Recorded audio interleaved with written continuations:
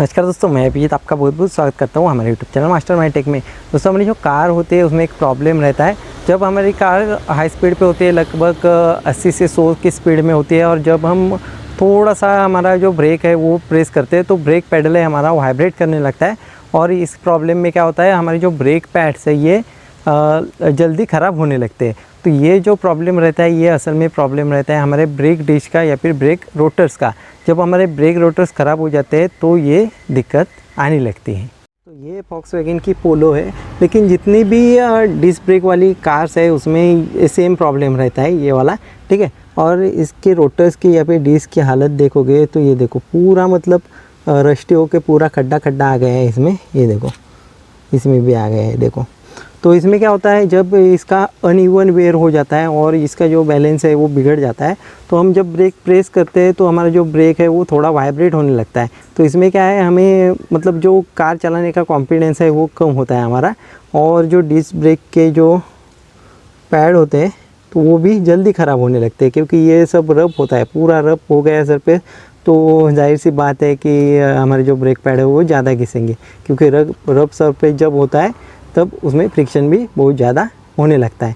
तो अभी क्या करने वाले हैं, इसके हमें ब्रेक पैड तो ख़राब हो गए, वो तो चेंज करने ही पड़ेंगे। इसके साथ ही साथ हम डिश रोटर भी चेंज करेंगे। तो डिश रोटर है ये कट करके भी आप यूज़ कर सकते हो, लेकिन इसके जो रोटर्स है एक बार कट हुए हैं।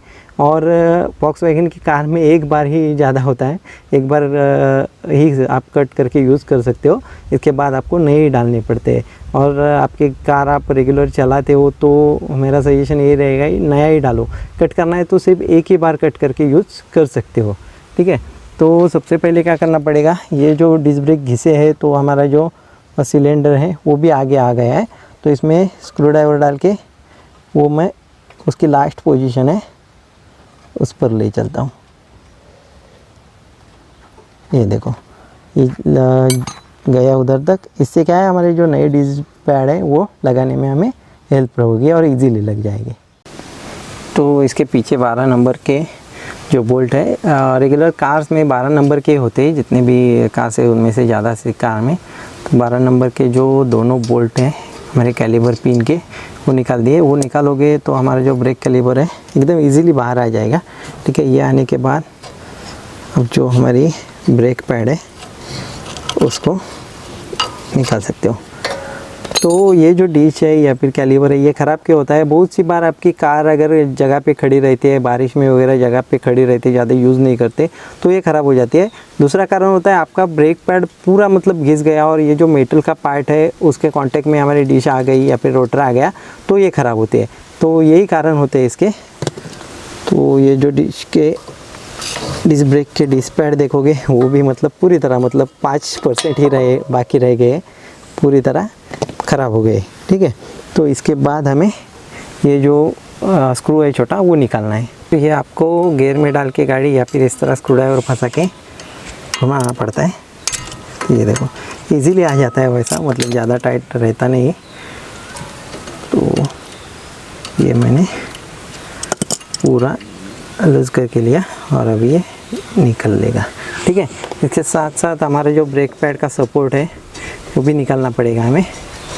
तो उसके नीचे 18 नंबर के बोल्ट है, ठीक है, वो निकालने हैं हमें। तो रेस्ट पकड़ने के कारण अंदर से जो डिश है वो जाम होती है, थोड़ा सा हथौड़े के से मारने पर ये इजीली फ्री होती है और बाहर आती है।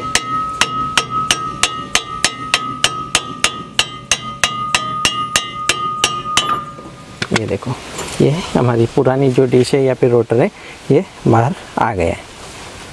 तो हमें लगने वाले पार्ट है जैसे कि हमारे ब्रेक पैड्स और ब्रेक रोटर्स है वो हमने बुडमो से मंगाया है। बुडमो एक ऐसा ऐप है जिस ऐप की मदद से आपकी किसी भी कंपनी की कोई भी कार हो उसमें जितने भी स्पेयर पार्ट लगते हैं उनमें से जो कोई स्पेयर पार्ट आपको चाहिए वो आप इस ऐप की मदद से घर बैठे बैठे मंगा सकते हो। इस ऐप पे आपको काफ़ी सारे फीचर मिलते हैं जो आपके वो लोकल जो सेलर है वो नहीं देते, जैसे कि आपको 10 डेज़ का एश्योर्ड रिटर्न मिलता है। इसके बाद आप उसमें पूरा कैटलॉग OEM कैटलॉग देख सकते हो। उसमें आपको कॉम्पिटेबल स्पेयर पार्ट मिल जाते हैं, एकदम जेन्युइन स्पेयर पार्ट चाहिए वो भी मिल जाते हैं। तो इस ऐप की लिंक मैंने डिस्क्रिप्शन में दे रखी है। आपने अभी वो ऐप डाउनलोड नहीं किया है तो वो आप डाउनलोड करिए और आपको जो भी स्पेयर पार्ट चाहिए वो आप उस पर ढूंढ सकते हो और चाहिए तो मंगा भी सकते हो। वो ऐप और वेबसाइट दोनों की लिंक मैंने डिस्क्रिप्शन में दे रखी है। ये जो नया ब्रेक रोटर है इसमें है ना, कंपनी ने इसको रोस्ट ना लगे इसके लिए ऑयल लगा के लिया होता है, तो वो लगाने से पहले हमें क्लीन करना होता है, ठीक है। तो वो क्लीन करने के लिए ब्रेक क्लीनर स्प्रे भी आता है। नहीं है ब्रेक क्लीनर स्प्रे तो पेट्रोल का यूज़ आप करके वो जो ऑयल है वो क्लीन कर सकते हो। ऑयल क्लीन नहीं करोगे तो जो आपका ब्रेक है वो प्रॉपर नहीं लगेगा, ठीक है। तो ऑयल पूरा मतलब क्लीन करके लेना है। तो जो पेट्रोल की मदद से ये जो पूरा ऑयल वगैरह है वो क्लीन हो जाता है, ठीक है। तो इस तरह आपको ये ध्यान रखना है कि जब भी आप नया ब्रेक रोटर लगाते हो तो उसको पेट्रोल से या फिर ब्रेक क्लीनर स्प्रे से क्लीन करके ही उसको लगाना है, नहीं तो वो परफॉर्मेंस आपको नहीं मिलेगा ब्रेक का जो एकदम प्रॉपर और नया कार का होता है। तो डिश तो एकदम प्रॉपरली बैठ गई।